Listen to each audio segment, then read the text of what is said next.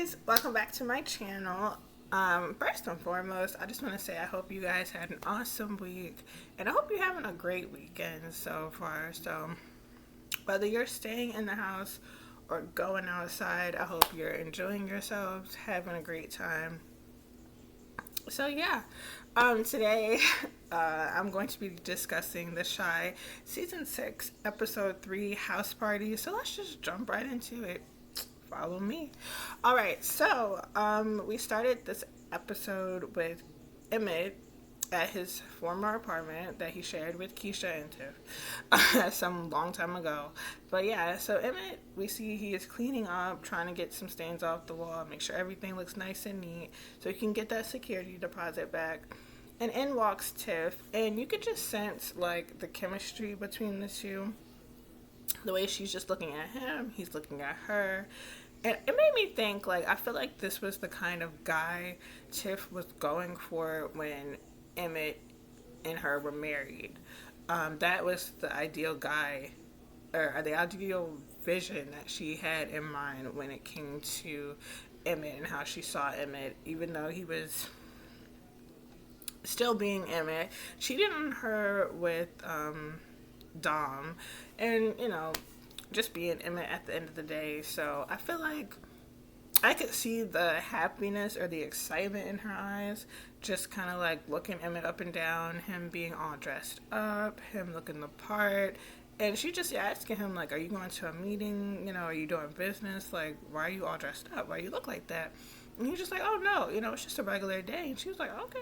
She wasn't mad at it, but you can kind of see, like, I feel like that is what, she was kind of looking for in their marriage. Because I feel like, I don't know if she would have still been down with the whole open relationship thing if Emmett would have presented himself the way he is kind of running himself right now and how he is with Keisha. Being we're not going to give him too much credit, just a little bit more mature because he still has so much to learn, so many areas to grow in. So I feel like she was, a little bit like, okay, I see you, kind of thing with him, and just kind of reflecting on that. I do laugh because, yeah, you could see him kind of looking at her too. So I'm like, okay, a few people in this episode, you could still see that some old flames, some chemistry that has not died down, some feelings that are still there for a couple of people. So as the season goes on, we will, see how everything unfolds and how those feelings and, everything just kind of comes into play. I will say, if I was Tiff, I would be so annoyed with Emmett and Keisha always mentioning that car because, as we do know, Emmett agrees, like, hey, let's go grab some breakfast. I don't have to be the Smokies right away. Papa's there handling the fort, holding everything down. I'm good. I got some time.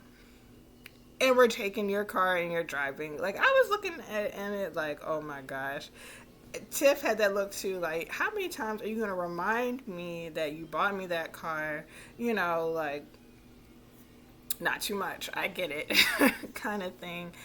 And so next we have, Emmett coming home to he and Keisha's house, which is super huge and on the whole other side of town. Pretty far from everybody else, and Keisha's decorated to the best of her ability, and it doesn't look bad. It looks pretty, nice and neat, and it's really ironic because she is staring at the picture that her and Emmett were staring at. I can't remember which season. I think it's probably the end of season 5, if I'm not mistaken, when they were in the art gala looking around, and she was, mesmerized by this painting, and then she wanted it, and now she has it. They own it. So it looks pretty nice, and it goes really well with their home. So they decide to christen the house, and talk about who they're inviting to this housewarming party, which is pretty much everybody, except for in this episode we do not see Jake, Gemma, or Tracy, and Papa did not end up coming to the party either, so maybe we'll see them in the next episode. But yeah, so we are back at Smokies now, and we have, Kenya, she's taking an order with a really pissed off customer because he's waiting for his food. I understand, you're hungry. But being rude to people that's just doing their job, not necessary. So in steps Papa to save the day and handle the customer and kind of like, stick up for Kenya, which makes her like, okay, another check for Papa on that part. And basically, he also kind of helps her out and basically shows her, how to deal with disgruntled customers that are being rude. And he's just like, yeah, I deal with it all the time. And half the time people come in here and they're not mad at me, so to say. They're just mad at life, things that are going on that we have no control over. So I just try to, help them out, make things better for them on their part. And that's all you can do. So, of course, Kenya is just like, okay, all right. And then we pan over, who's in Smokies, to Jamal and Lene. And I just love, love, love, love that we get to see a lot more of them this season. And we get to, just see how they bond with one another and just how close they are. And just the fact that I feel like Jamal, even though he's had his faults, is a really good big brother to Lene, and he's definitely looking out for her, even though it is still pretty questionable how he got out so early, even though he already explained it. But I'm like, hopefully, there's no strings attached to him getting out and all this stuff, because it just makes me so nervous, because I would just hate for Lene to even get her hopes up, things to, be going so well for the both of them and their relationship and just rebuilding and, strengthening that bond with one another. I would just hate for that to be snatched away from her again, another time. And so basically, in this conversation with Jamal and Lene, they are discussing Bakari, which I'm like, dang. Okay, Jamal. Because he was like, he already knows about Bakari. Like, not that he knows everything, really. It's just that he heard that Bakari works for Douda. I'm like, the streets really do talk, because he found that information out so fast. And I'm trying to figure out, I don't even know if she told Jamal that who she was dating specifically. She just said, she is dating someone. So I was like, wow. Jamal's fast. He's pretty efficient. So, he's just explaining to her, like, do not get caught up in this life. So, warning another time again for Lene. I think there's so many warnings for so many characters and people in this show so far. And Lene's had a few warnings so far, especially from Jamal, about just not getting caught up. Do not let, Bakari bring you down or drag you into any mess or anything. And, Lene has to remind him, like, I know. I've witnessed and I've been there, when it comes to dealing with him, Jamal. And so she's just letting him know, like, oh, I understand, I get it. I'm not going to jail for nobody. Not getting too far deep in than I need to be. So, he understands, and he's just telling her, like, whatever Bakari is saying, there's more to that than just being a lookout, especially for Douda. There's no such thing as a lookout. If push comes to shove, and at some point it's guaranteed to, he's going to be asked to do a lot more than just looking out and being an errand boy or, whatever. So, Lene's just like, okay, I get it. Even though she's like, can we stop talking about it now? But, eventually she will have a conversation with Bakari, which we will get into that a little bit later. So, we are at the house party for Keisha and Emmett, and pretty much everybody, comes through. We have Keisha, who initially, like, she told Emmett she was inviting her former friend Malaysia, who she has not talked to since, I think, before her kidnapping, and maybe a little bit after, but they haven't really spoken that much in, like, probably years. And I know that Emmett invited his friend, somebody he hasn't seen since, like, high school, since prom or whatever. So they're just having conversations, and Malaysia is basically warning Keisha, like, don't get your hopes up when it comes to Emmett. Like, yes, you're in this nice house, yes, you're not hiding under his mom's bed, which I'm like, dang, girl. Like, you was clocking Keisha. More than anything, like, my gosh, like she's one of the people you gotta watch out for, especially when telling her, your business, because she was definitely clocking Keisha and everything. Like, well, it's good she's not hiding under his mama's bed anymore. It's good that y'all moved in. How much y'all paying for mortgage? And Keisha, of course, like, oh, we split the mortgage. Well, Emmett used to be running around with this person, that person, this person, so watch out for that. And she's like, okay, like, all right, not too much.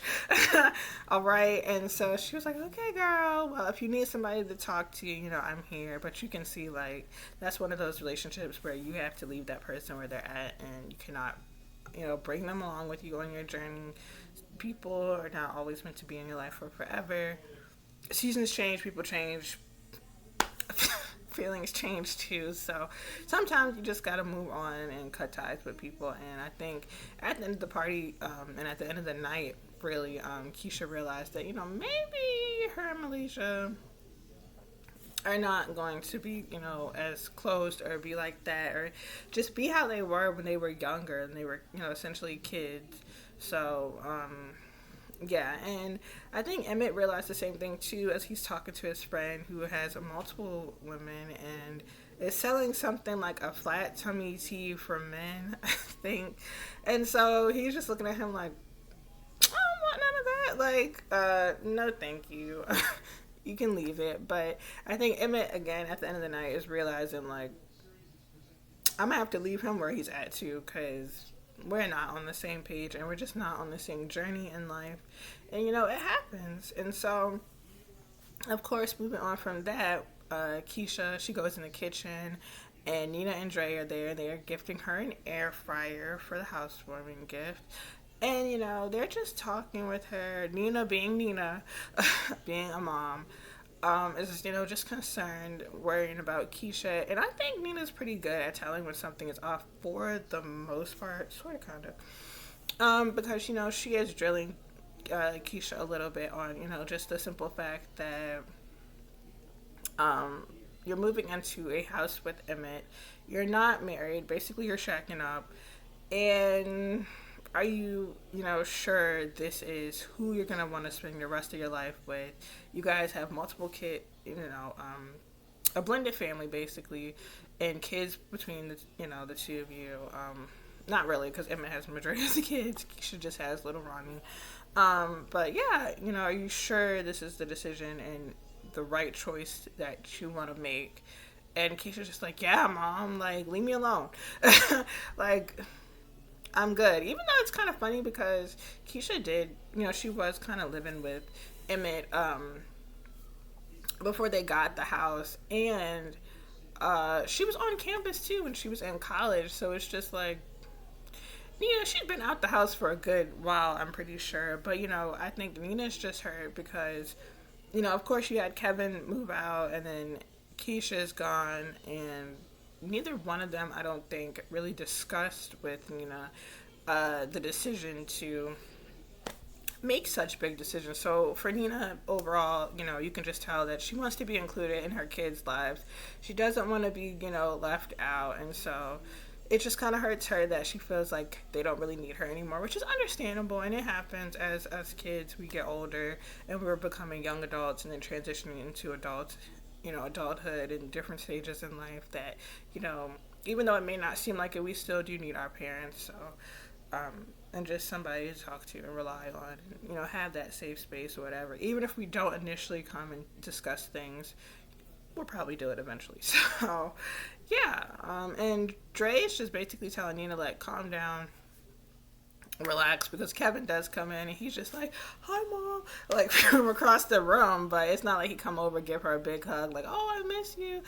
No, Kevin is worried about eating some food, okay? And I understand that, because when I was in college, I was like, dang, when I would go back home and visit my family and stuff, I would be sitting there like, dang, I cannot wait to get a home-cooked meal, and I'd just be like, I'll put it on the plate. Okay, so I get that. And I was just laughing because Dre saw somebody that owed her money, and she was just like, "How are you gonna come to a party, okay, dressed down in designer, head to toe, and owe me money?"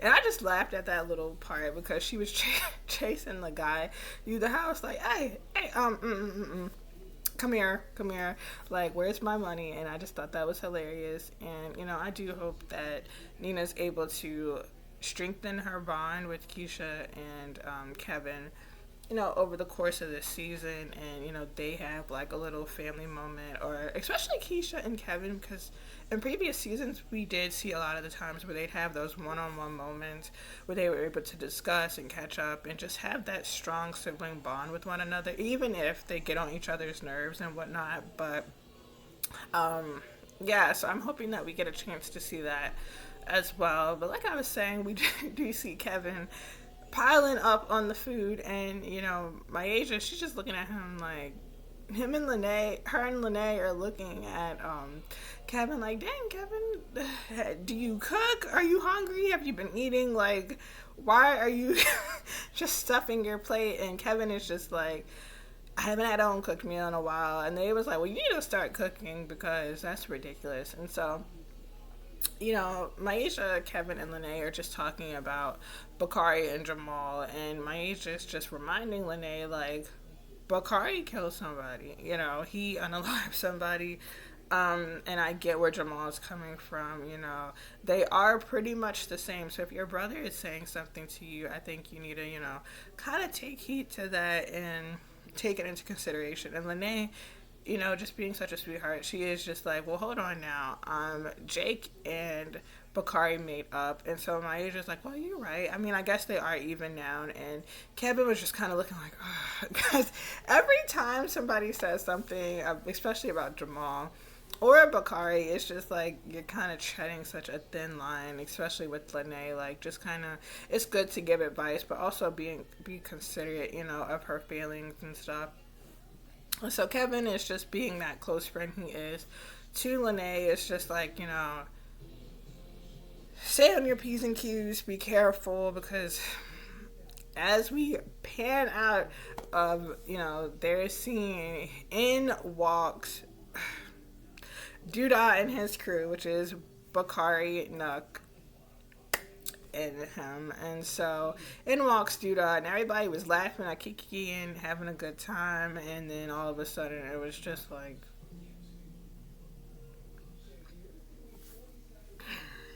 you could hear probably a pin drop if we were all on that scene together. I'm pretty sure you would hear a pin drop because it was super awkward, and just like uncomfortable. Like, everybody was having a good time, and it's just like in walks the devil. Everybody's fun just kind of gets sucked out, and we're all tense, and we're just looking like, "Oh shucks, that's Douda. Like, I heard about Douda. He's nothing." Everybody's giving that look. Rob and Tiff stop talking. They basically look over.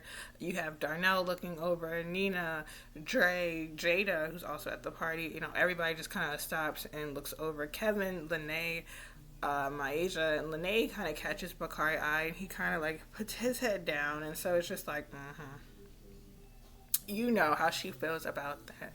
And so, of course, Emmett walks over all excited.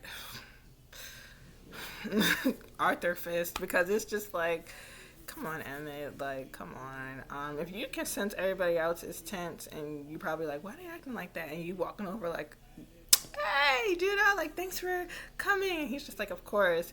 And so basically he hands Emmett a black box and was like, "Here's your gift, open it." And Emmett's like, "Yeah, no, I'll just take it, put it with the other gifts. I'll open it later, when I have time." And basically Douda's like, "No, open it now." In my head, I'm like, "Okay, Douda, you said open it now. Did you not expect him to open it right then and there in front of everybody?"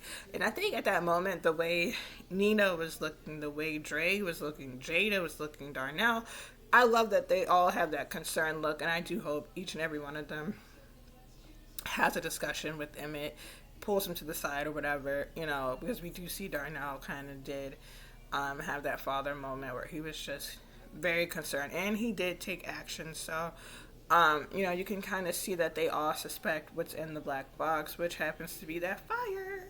uh, so, Judah basically tells Emmett, like, come on, let's open it in the room. And they go and open it in the room, and it is that fire. He opens it. He's just like, oh, shoot. Like,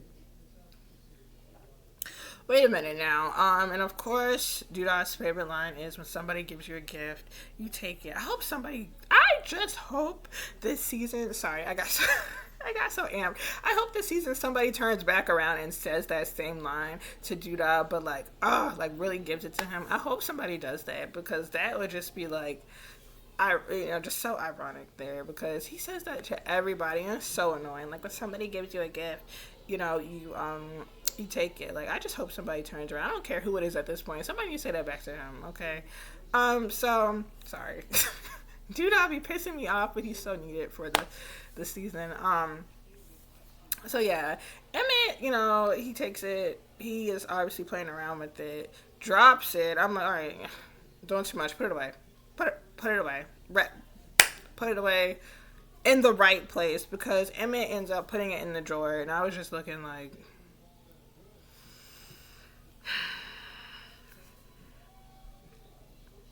how many stories, Emmett, have you heard of kids unfortunately getting onto things like that and it ending so badly for the people in the household or the kids themselves? Like, come on now. Common sense. Like, why would you put it in the drawer? Like, a safe, something, somewhere in the closet. I don't know. Somewhere high up. Like, moving on, because that's how I feel about Emmett right now. I just gotta move on. And so eventually in walks Victor. I was gonna say Trig, but we're trying to go by something better and lighter now. In walks Victor and Fatima, and they're all smiles, which is so beautiful. I love to see it as well. And, Victor ends up walking to the kitchen, and he's just taken back because Judah is there, and their history. And so he's just like, what are you doing here? And honestly, whatever you're up to, stop. Like, leave Emmett alone, because Judah was like, I'm, investing in Emmett. And we all know when Judah invests in you or anybody, it's nothing good. It can all go wrong. And so basically, Victor's just like, well, I am governor. I have the seat now. I'm taking over. I'm in large and in charge. Don't mess with me. I have as much power as you do. So try me if you want to, basically. And Judah, walks off, because going toe to toe with Victor is just not needed right now. So we're at the party still, of course. And little EJ ends up calling little Ronnie a bee, and Emmett ends up a kikiing, laughing, ha ha, very funny. And a couple other people laugh too. Keisha hears that, and she is just really pissed off about it, and so she storms off and basically explains to Emmett, you need to have a conversation with Tiff about that, because that is not good. And basically they're like brothers. He can't be going around punking his own brother, his own sibling, his family, sibling or whatever. And then, a conversation needs to be had, because he can't use that language in school. It reflects on your household and essentially your parenting as well. So just talk to Tiff. Even though Emmett is kind of hesitant, he's just like, yeah, sure, okay, fine, because he just doesn't want to deal with anybody being upset. So, of course, to lighten the mood, we get into the wobble.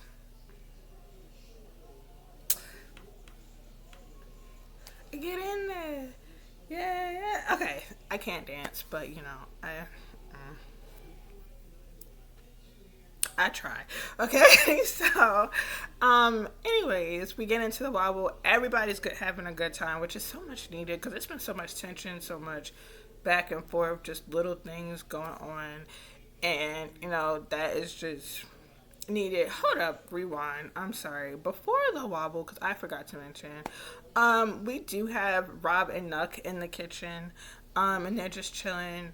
I do laugh, because when Rob and Tiff arrived at the party, it was just so funny, because of course, like I said earlier, Keisha and Emmett are never gonna let Tiff, do her big one with the car and like just ride around without them reminding her where she got the car from.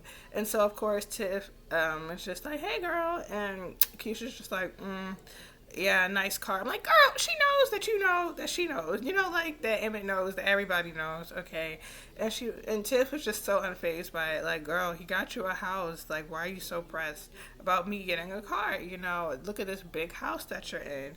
And so it was funny too because you can see Rob's face. Like he was just looking around, like, you know, I don't think he ever got that out of his Uncle Quincy or Doodah. Granted, the house he's staying in is an investment from his mother, so it's just like not really his own.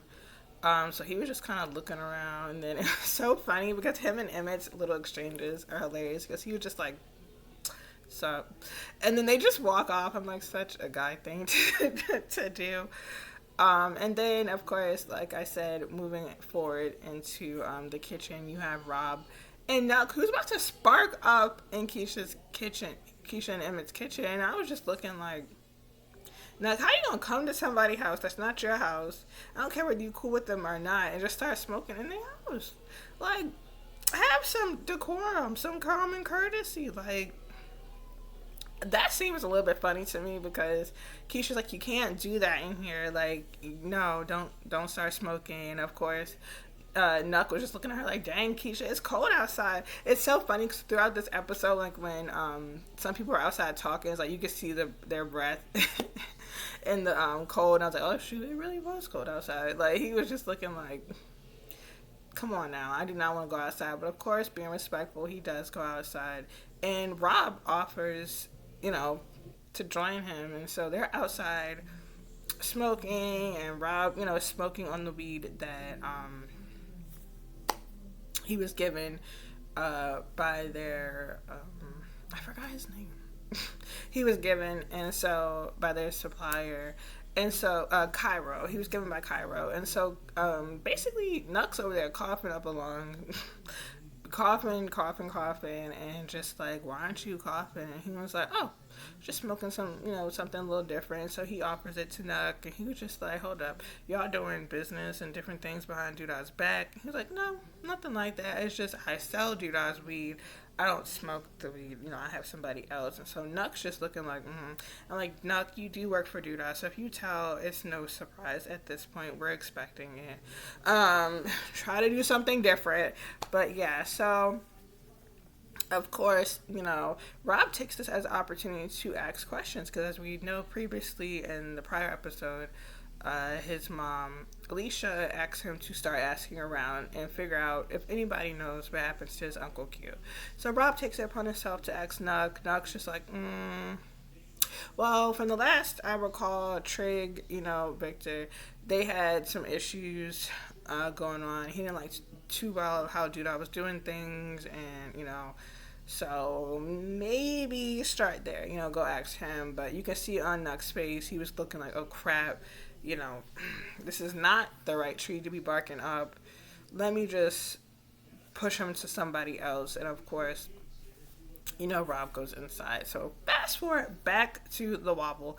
So of course we have everybody dancing, having a good time. Emmett and Kevin, are over there talking to one another in the corner. And it kind of reminds me of like season 3, I believe. No. Maybe season 3, yeah, because I think that's when Nina and Dre got married. When they started to get a little bit close because Brandon had passed away, so they did have those little moments where it was like, all right, I'm checking in, make sure you're good, making sure you're cool, and everything is okay. And so, of course, we see them still kind of have that moment with one another, and I thought that was so cool and sweet. And of course, Kevin cannot hide his feelings for Myasia, even if he wants to try, and they already discussed about being more exclusive or just keeping it to themselves. Kevin is so googly eyed over Myasia as she's dancing, and Emmett kind of peeps that, and it's just like, hold up, you gonna spin the block on this one again? You know, he was just like, hold on, like, we're just still figuring it out. And Emmett's like, nah, I know that look. Like, all right, you know. And Emmett starts to get that look for Keisha, and Kevin's like, that's my sister, like, chill out. I don't want to see that. So I thought that was kind of funny. And then, you know, Emmett says he loves you to Kevin. He's like, yeah, man, like, me too. And I was like, oh, that was nice, because it's nice when they have those moments, even though it's not Brandon, that he's able to have a moment with. At least he's still able to have that bond with Emmett. So everybody's dancing, having a good time, and Bakari is looking around, which I love, when he notices that Lene is not in the room. So he steps outside, and Lene is on the porch, and she's just standing there, thinking, kind of just really thinking about what Jamal had discussed with her earlier. And so basically she's just like, I can't do this. And Bakari's like, well, you knew what the heck it was when we first started talking. You knew what was up. Why are you changing now? And she's just like, I'm not going to jail for you. I don't want to, this, that, and the third. You need to get a regular job, figure out a different way to make money. And she's like, I'm done. So Bakari, jaw clenched in awe, was just looking at her like... But my thing is, I just think that Bakari and Papa's dad, not Bakari, Lene, and Papa's father, they do kind of bring out a different side of Bakari, and they really are making him reflect on a lot of things, and you can see that in some of his actions. And so Lene kind of goes back inside. Bakari is just thinking like, dang, cold world. All right, so eventually we do have Keisha in the room. She's kind of tucking in the kids, because kids do fall asleep at parties. And so as she goes out into the hall and she's getting ready to close the door, Nuck, if you buck, as everybody calls him, is just standing there, and she was like, dang, Nuck, like, you scared me. And so they have a heart-to-heart one-on-one moment, and he's basically like, I'm sorry, because if it wasn't for me and you being on that bus stop, you would not have been kidnapped. Because everybody recalls, Keisha was going to go see Nuck. That's who she was texting that night, because he was asking her like multiple times, where are you, where are you, where are you? And I believe he lived on the whole other side of town, and so he was just like, where are you? And she was like, well, since you're not coming to pick me up, don't worry about how or when I'm going to get there. I get there when I get there. And so she was at the bus stop at that time, and Nuck just like, it's been on my mind. I can't get it out of my mind. I'm so sorry. And she's just like, yeah, what took you so long? Which I'm like, it has been years, because that was like forever ago. It feels like. And so much has happened. And I'm like, Nuck, you've been around her like multiple times now, but he just didn't feel like she wanted to, talk to him or see him. And so basically, they just kind of have that discussion, and you can still see the googly eyes, the same kind of chemistry that Tiff and Emmett had initially in the beginning of this episode. You can still see that there's some unresolved feelings and stuff, because Keisha really did look like she wanted to cry. You could see her eyes watering up a bit, and Nuck was about to take a step towards her. So if she did start crying, I think he would have wiped her tears or gave her a hug or something, because you could see on his face it was like, crap, such a missed opportunity, because in comes Emmett walking, into the room or down the hall or whatever, and he's just like, Keisha, dang, I don't know why I keep calling that girl Tiff. Keisha, you ran out of cheese dip, can you make us some more? But he can see the tension, the chemistry, the look of unexplained feelings, and some just feelings still there. So I'm interested to see if they're going to tap into that much as everybody else. And he kind of gives Nuck that look like, don't even try it. Don't try it. Move on. She's moved on. Everybody move on, kind of thing. And so, of course, eventually, we have Tiff and Keisha and Emmett and Rob are all in the kitchen, and basically, everything's cool, whatever. Tiff's kind of looking over at Emmett, because he does initiate the conversation thanks to Keisha's look, like, go ahead, tell her. And so he's just looking like, and that's the thing I will say about Emmett. He needs to work on having some serious conversations and just, dealing with that. That needs to be a more stronger point for his character and just him in general, because he still struggles with that, especially when it comes to Tiff. I don't think he really much likes confrontation or really having to be an adult in those situations and having to have tough conversations that you don't really want to have. And so he's basically saying, like, EJ called Little Ronnie a B. And everybody starts laughing except for Keisha. And she's like, okay, Sam, I'm the only one that took this serious. Everything was going good until Keisha had to jump in. And I was like, girl, And that's one thing we're starting to see. I don't know if it's their relationship unfolding, unraveling, but not in the right direction because they're still young and they have so much to learn.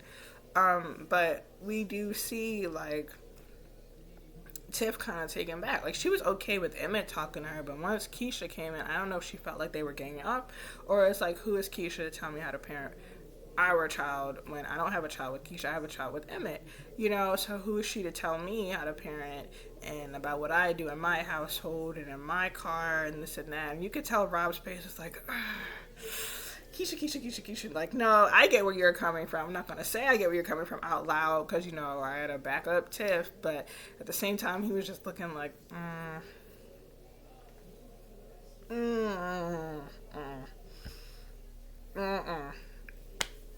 throw it away. And so he looked like he wanted to say something, but he wasn't. And so at that point, Tiff is pissed. She storms off. Was like, good night. Rob's like, well, good night. See you later.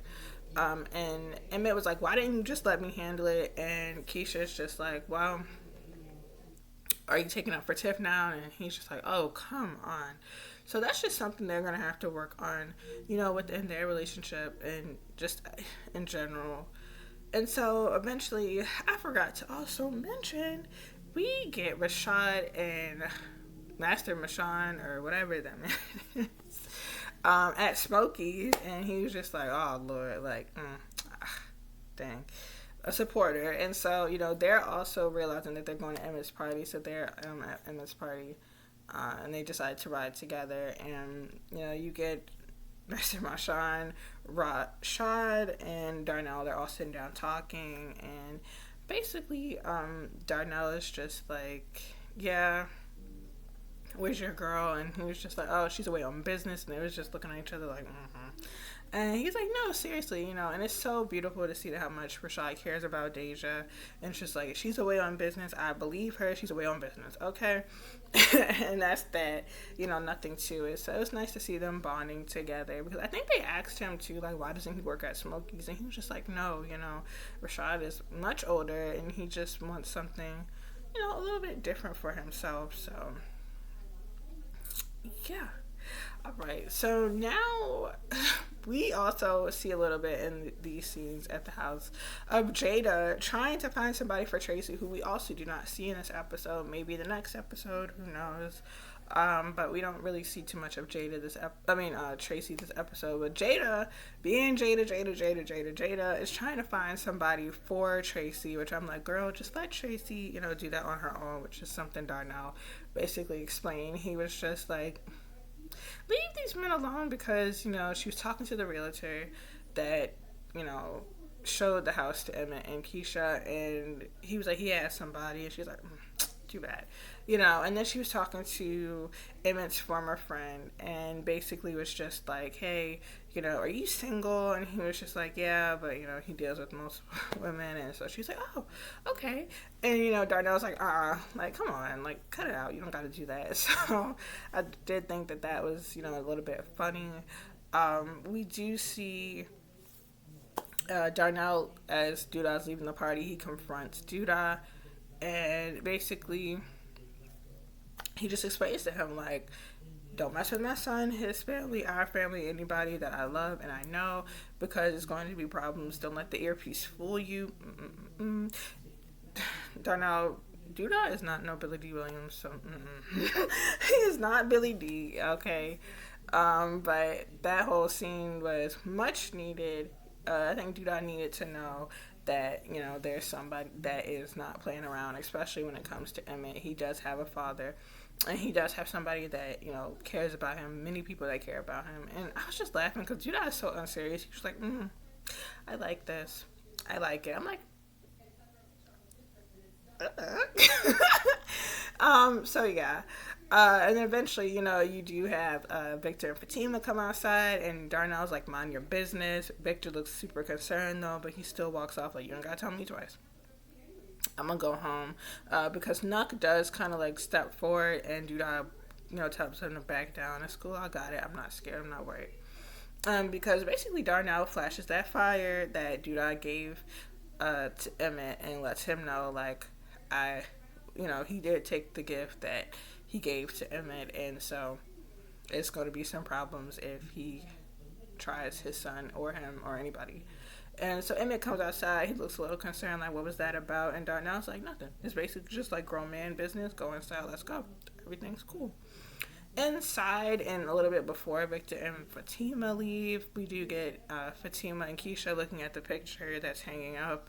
That was from the art gala. And so they're bonding over how, Keisha decorated the place.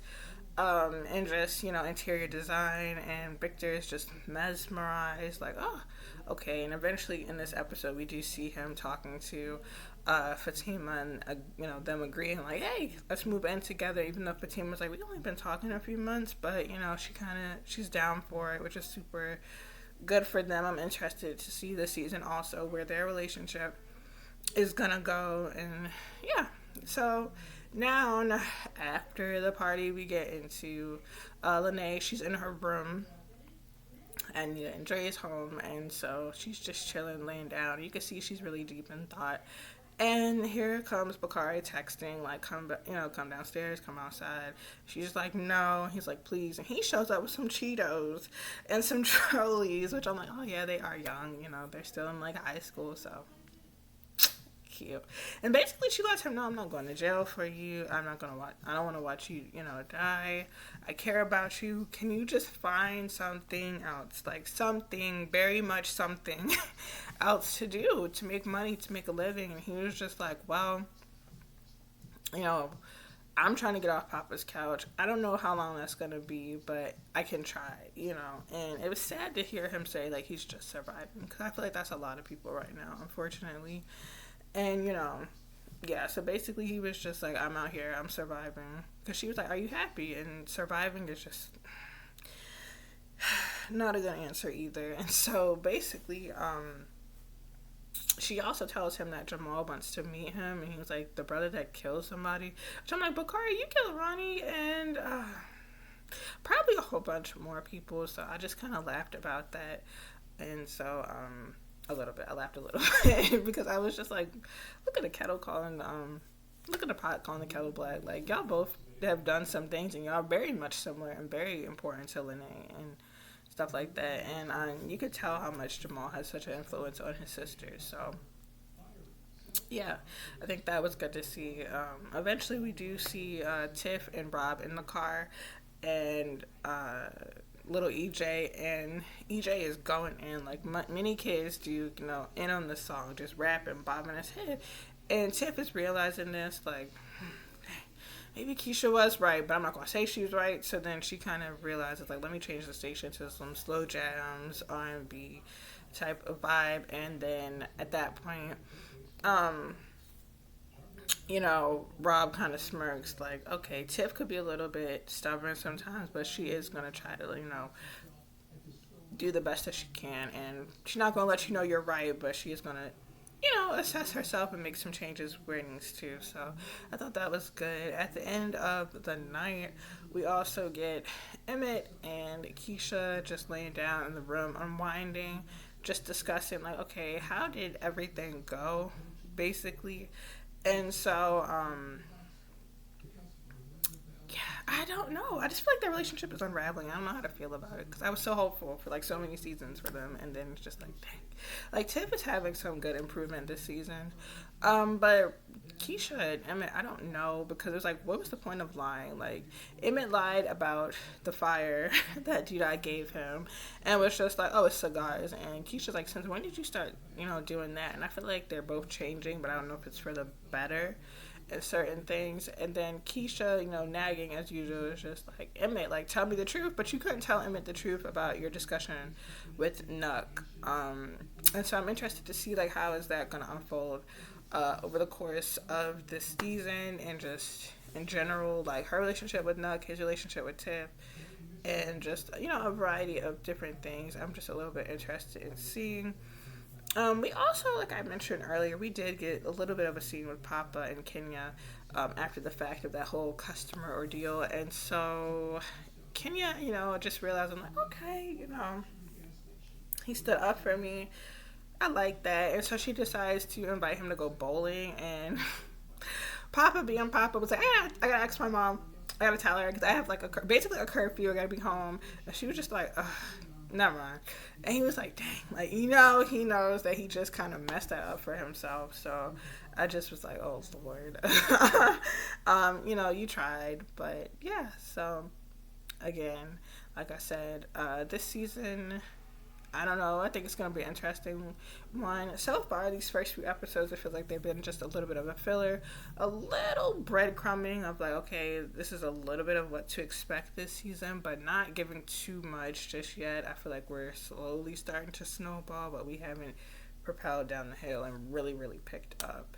I feel like we're just being fed just a little bit by little bit, but again, I think I pretty much covered everything this episode. From Bakari and Lene, to Lene and Jamal, Keisha and Emmett, Emmett and Tiff, Keisha and Tiff, I thought they were getting, some way in their relationship, and I think that's the same thing that Keisha was explaining to Emmett initially when she wanted him to talk to Tiff, because she was like, we're just getting somewhere, but I feel like there's still a little bit of tension there and just a little bit of unresolved things. They were like best friends before, so I hope they can kind of resolve that. A little bit of Kevin and Myasia relationship, Kevin, Keisha and Nina's relationship, so it's a lot to unfold. But I'm excited about next week and next week's episode. I told myself this video wasn't going to be that long, but here we are. I think it is kind of long. But so yeah, so like I said, I think this was more like a little bit of a breadcrumb, a little bit of a filler. I am most excited to see Jamal and Bakari meet. I've been waiting for that, and I thought it was going to happen this episode, but it was more just focused on the house party. So we shall see. Yeah, that's all I have for this video. I just want to thank everybody. If you made it to the end, you made it halfway, made it in general. Through this video, I just hope that you all can be sure to give me a like, comment, and subscribe. Please, please, please. It would be so much greatly appreciated. Please definitely comment on anything that you would like to talk about in regards to this episode. Any of your thoughts on this episode and just the season in general, and just any other things that you would like to see from me. I'm definitely going to keep the videos rolling. Again, I hope everybody had an amazing week, and I hope that you're having a great weekend. Rain, sunshine, whatever. I hope everybody is having an awesome and wonderful weekend. And yeah, see you later, and thank you so much for tuning in. Bye.